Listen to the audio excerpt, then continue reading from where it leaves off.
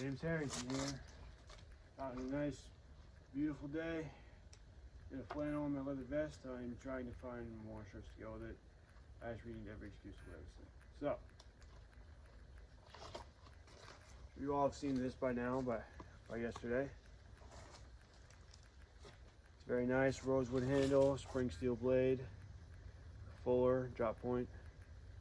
You've seen me talk a lot about it, but can this thing walk the walk? To do that, I'm going to do a strength test and a sharpness test. Now, I think I'm going to start with the one I'm terrified the least about. That's the sharpness test. So, you know, I got the cardboard box it came in. Alright, so it cut about 95% of the way through. And as for the edge, I'm not seeing any damage to it. It might dull it up though, because it's cardboard, for crying out loud. Stop there, huh?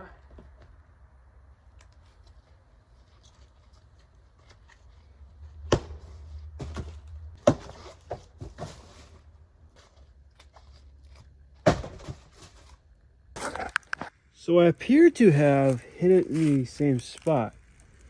Well, I guess it'll be easier to fit in the recycling bin, but now for the dreaded strength test. Okay. I'm scared.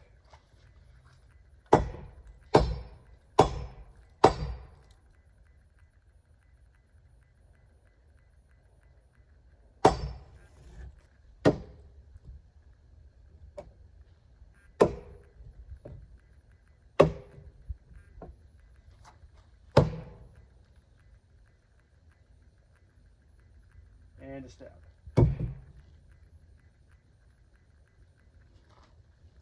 So I don't see anything. Oh, is that wood or a nick in the blade? I don't know. But still right and tight, nothing's come loose.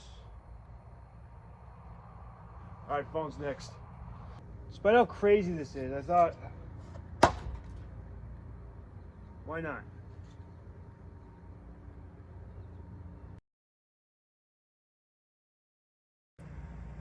Okay, that cut deep in there. I just found my thumbnail right there. I found my thumbnail. Alright. Whoa! What I did not notice, when I cut it the first time into the wood, well, the horizontal strike, I actually split the wood right there. But obviously when you're chopping into wood, it's obviously not what the sword does to the wood, but what the wood does to your sword.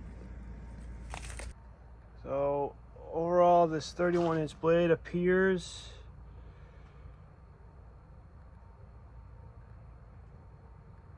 to have no nicks on it, just chunks of wood. Still good, it's still right and tight, and it's actually getting lighter. You see, when a blade gets lighter or a weapon gets lighter, that means you're connecting with it. It's becoming a part of you, because a weapon is the extension of your body. I obviously can't tell you how to use swords, because I'm just good at spinning them. I can't, well, I suppose if I was challenged in a duel, I could probably fight, but you know, I am gonna go ape shit.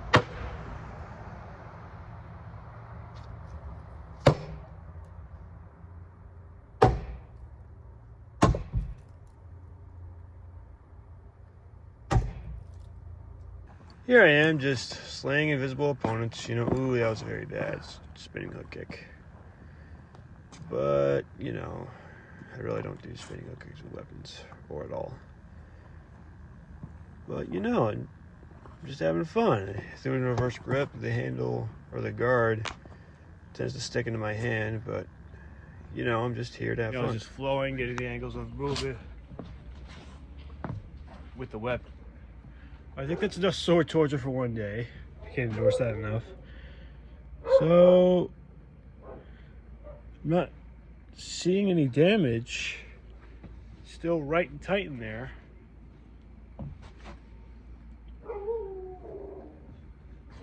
But as you saw in that clip, just a little, I cut it because, you know, I didn't want to, you know, overload you. But that video became my most liked TikTok. It has 66 likes currently. But if you look here,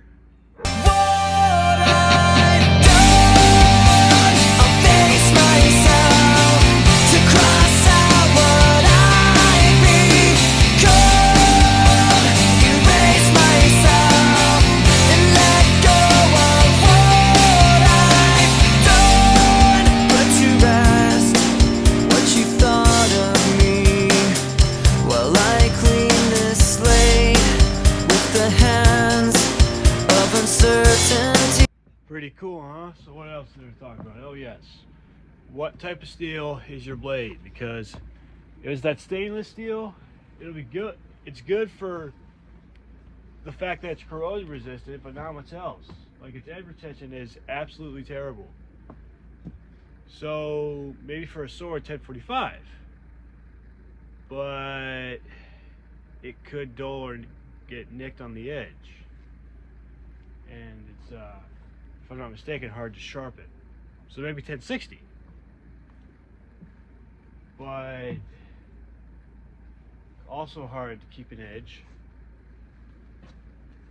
Maybe 1095, but some have claimed that that one is too hard, so it will get brittle.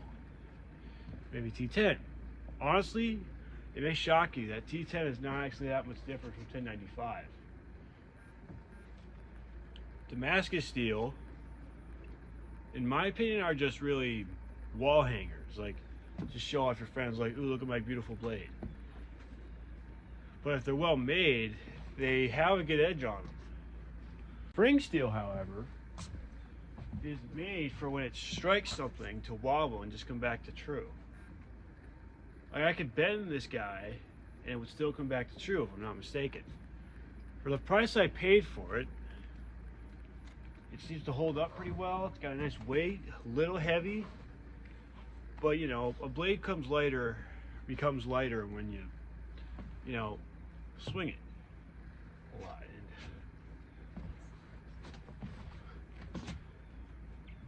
But I guarantee I'm gonna tear a ligament sooner or later. So the perfect steel for a blade is not simple. It's really up to you. Like, what do you want to use it for? Demonstration? You want to chop stuff with it? You want to, God forbid, fight with it if you're in a third world country, or God forbid someone's coming down your street slashing people with a sword?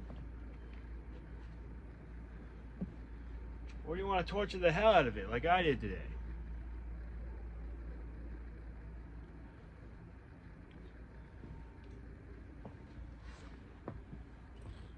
With Chinese blades, if I'm not mistaken, some Japanese blades, they are made from spring steel.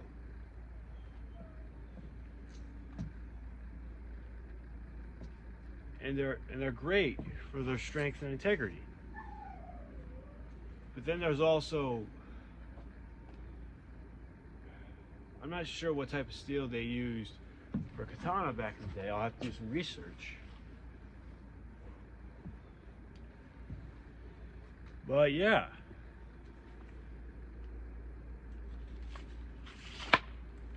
Before buying a sword, you want to make sure that the steel's good, it's got an edge if you want to use it, it's got a good sheath or carrier on it, or scabbard if you're talking a sword, and you want to make sure that the steel, most importantly the steel, is good. So, with all that being said, peace, love, thank you for watching. Be sure to check out Karate Mart. They just did a really good video on weapons.